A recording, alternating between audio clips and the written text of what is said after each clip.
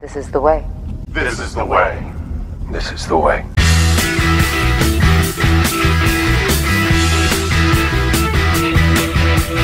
Born to be wild.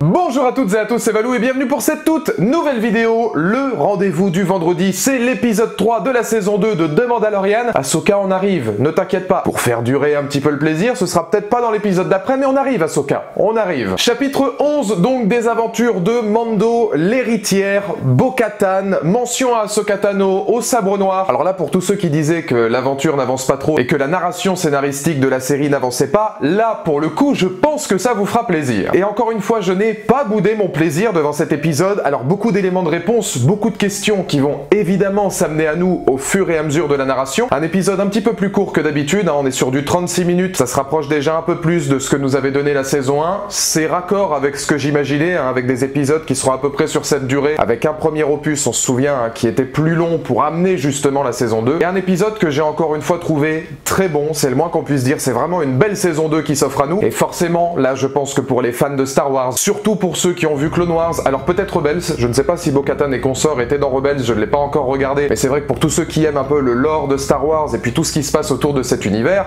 c'était caviar. Ce chapitre est donc la suite directe de l'épisode précédent, on retrouve cette poésie, c'est ce que j'ai trouvé assez soigné et assez intéressant, encore cet amour entre les deux créatures que l'on ne connaît pas, cette musicalité ambiante de Ludwig Göransson qui est je crois la même que dans le dernier épisode et qui va aider à cette poésie, une poésie qui est d'ailleurs une dualité avec l'environnement particulièrement sordide et très sombre que va avoir l'épisode, pas forcément dans sa narration ou dans ses personnages mais dans ses décors et dans sa colorimétrie, sa photographie, on y reviendra par la suite, mais c'est vrai que continuer avec cette féerie et cette poésie complètement raccord avec l'épisode précédent pour conclure cette trame narrative et passer à de vraies réponses et à une vraie avancée là pour le coup dans la grande narration que constitue la série Mandalorian, j'ai trouvé ça plutôt pas mal et plutôt bien vu. Ce qui n'est pas étonnant d'ailleurs puisque vous l'aurez peut-être remarqué dans le générique, la réalisatrice de cet épisode c'est Bryce Dallas Howard, fille de Ron Howard, Claire Dearing dans Jurassic World, pas étonnant qu'elle sache un petit peu manier une caméra, et c'est déjà elle qui nous avait offert un épisode très poétique, assez féminin. Est-ce qu'on peut faire le raccord avec la première participation de Bo-Katan et un épisode qui est particulièrement centré autour de la force féminine par le prisme de la réalisation de Bryce Dallas Howard? Ça, c'est vous qui le dites, moi je pense que tout est lié, mais tout est lié dans le sens très positif du terme, parce qu'encore une fois l'épisode fait le taf, et elle qui nous avait déjà habitués dans l'épisode 4 de la saison 1 à beaucoup de poésie, la voir manier poésie et environnement, là pour le coup c'est ce que j'ai trouvé intéressant. Tous ceux qui penseraient on est toujours sur Tatooine, sur des planètes enneigées, etc.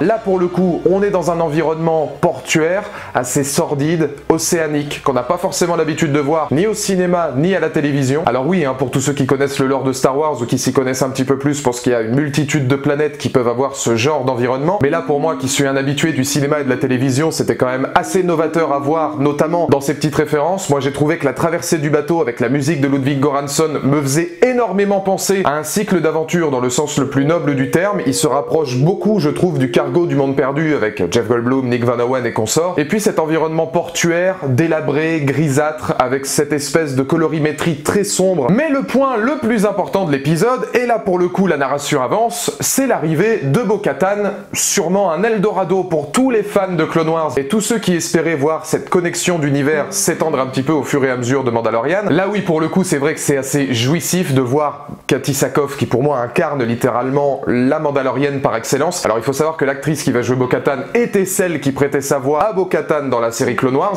J'ai trouvé le rôle de Sasha Banks très minimaliste par rapport à la façon dont on l'avait mis en avant, probablement parce que voilà, championne de la WWE, pour tous ceux qui regardent le catch, c'est quand même une figure de marque qui va potentiellement faire vendre ou donner envie aux gens de regarder Mandalorian. C'était du marketing, mais dans ce côté animal, moi j'avais très peur de Sasha Banks parce que je me disais oh là, Sasha Banks dans Mandalorian, je sais pas vraiment si ça peut matcher. Finalement, à l'instar de Katee Sackhoff, les deux actrices et même l'acteur qui va être avec elle, hein, puisque c'est un trio, ont ce côté animal dans le regard, dans l'attitude, qui est typiquement propre aux Mandaloriens. En tout cas, moi, c'est comme ça que je les ressens. Cette espèce d'attitude particulièrement guerrier. Ce sont des guerriers, de toute façon. Il y a même des mentions à la Death Watch. On y reviendra après, d'ailleurs, sur le rôle qu'a joué Mando, que je trouve assez subtil dans l'épisode. Mais pour le coup, Sasha Banks m'a agréablement surpris. Alors, elle a pas un rôle extraordinaire. C'est vrai qu'elle aura que très peu de dialogue. On l'a mis en avant, à mon avis, surtout pour le marketing. Mais dans son côté animal, dans son regard, sa gestuelle, elle fait le boulot. Et toutes ces questions vont amener amené une multitude de réflexions autour de la série. La première, c'est réussir à retrouver ce qu'on avait déjà dans Clone Wars, Bo-Katan, l'héritière, le chapitre s'appelle l'héritière, qui va chercher son sabre noir pour reprendre le contrôle de Mandalore, un sabre noir qui est pour l'instant du côté de Los Pollos Hermanos avec Gus Fring, hein, ça bon, jusque maintenant on le sait déjà depuis la saison 1. Donc on a déjà les tenants et les aboutissants de ce que veut Bo-Katan, donc le scénario avance là-dessus. Reste à savoir si on la verra dans la saison. Mandalorian nous a déjà habitués dans la saison 1 à avoir des personnages qui ne sont là qu'en one shot, que pour un épisode, même si on pourrait potentiellement les retrouver dans des saisons suivantes. Je pense à Timothy Olyphant dans la saison 2, je suis pas forcément sûr qu'on le reverra dans cette saison. Est-ce que Bo-Katan et son trio seront de retour dans cette saison du Mandalorian? Dans la mesure où on va chercher Ahsoka Tano avec Mando, c'est possible. Et c'est tout à fait possible aussi qu'ils ne reviendront que dans la saison 3. Quoi qu'il arrive, à mon avis, de toute façon, tout est connecté. Si elle est en lutte contre Mos Gus Fring pour récupérer son sabre noir, sachant que lui aussi a une connexion avec Mando et l'enfant, je pense que tout se reconnectera très très vite. À savoir si ce sera dans la saison 2 ou la 3, tout reste à voir. J'ai beaucoup aimé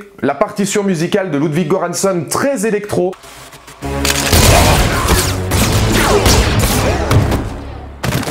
C'est complètement différent de ce qui nous fait d'habitude, mais je trouve que ça va vachement bien, moi, avec l'héritage et avec l'espèce de mode de vie des Mandalorians. De toute façon, la réalisation l'est tout autant de Bryce Dallas Howard, que ce soit vis-à-vis des scènes d'action, des scènes de combat, ou même de plans qui sont assez fabuleux. Je pense notamment à un coucher de soleil au milieu de l'épisode où le bateau va exploser, où on va voir le trio de Mandaloriens s'envoler dans les airs avec une colorimétrie absolument sublime. C'est vrai qu'encore une fois, à ce niveau-là, Mandalorian nous a jamais déçus. Mais ce que j'ai trouvé intéressant aussi, c'est ce que l'épisode nous montre dans le non-dit, c'est-à-dire ce que Mando ne sait pas. Moi, ce que j'ai beaucoup aimé savoir dans l'épisode, c'est que Mando, effectivement, ne sait absolument rien des Jedi. Il a été élevé complètement à contre-courant de toutes ces traditions, sans jamais en avoir rencontré un. J'ai pas l'impression qu'il ait l'air de savoir grand-chose non plus de la Death Watch, alors que c'est un héritier direct de la Death Watch. You are a child of the Watch.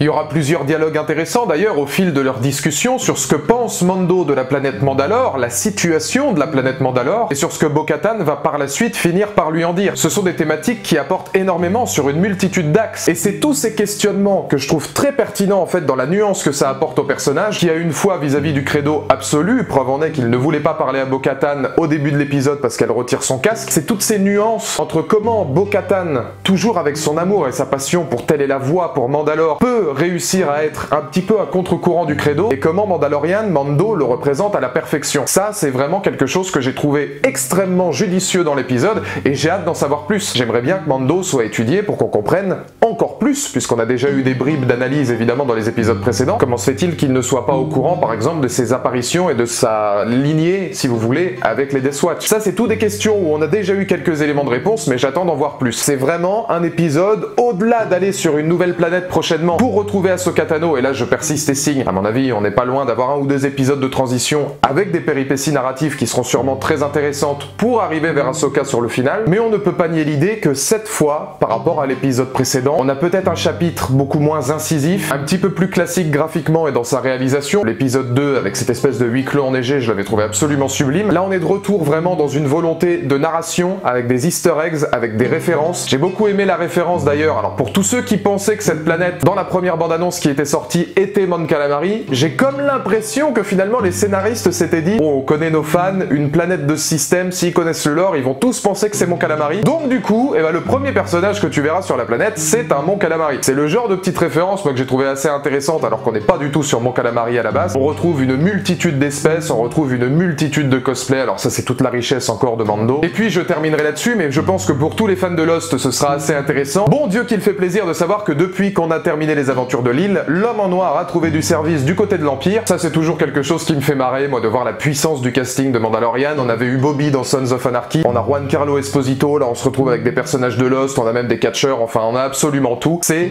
la grande force pour moi du Mandalorian. Et pour finir évidemment, mais alors ça c'est devenu un mode de vie hein, depuis qu'on regarde Mandalorian, Baby Yoda, l'enfant, a explosé encore une fois le score de mignonnerie. On joue énormément là-dessus pour apporter de la tendresse, mais alors là c'est vrai que pour le coup, ça bat tous les records. Let go. Come on, kid. Congratulations. No. Donc dans les commentaires ci-dessous, n'hésitez pas à me donner votre point de vue. On avance la narration autour d'un épisode qui est bon, qui donne un petit peu des frissons, parce que ne serait-ce que voilà, réussir à être dans Mandalorian et savoir qu'on va y arriver, avoir l'appellation Ahsoka Tano pour tous les fans de Clone Wars, ça commence à frémir un peu. Et puis en termes de graphisme, d'attitude, de gestuelle, retrouver les Mandaloriens avec Bo-Katan et le soin accordé en live action à l'armure, au costume, à l'héritage. Ah moi j'aime bien les Mandaloriens. Une place n'est pas un mot mais une promesse d'avenir. Pour croire en mes rêves, rater dans le vide et l'autre sur l'accélérateur. Être gentil c'est vraiment cool, être honnête c'est fédérateur. Vest qui toujours l'est, faut qu'il y en a de plus en plus.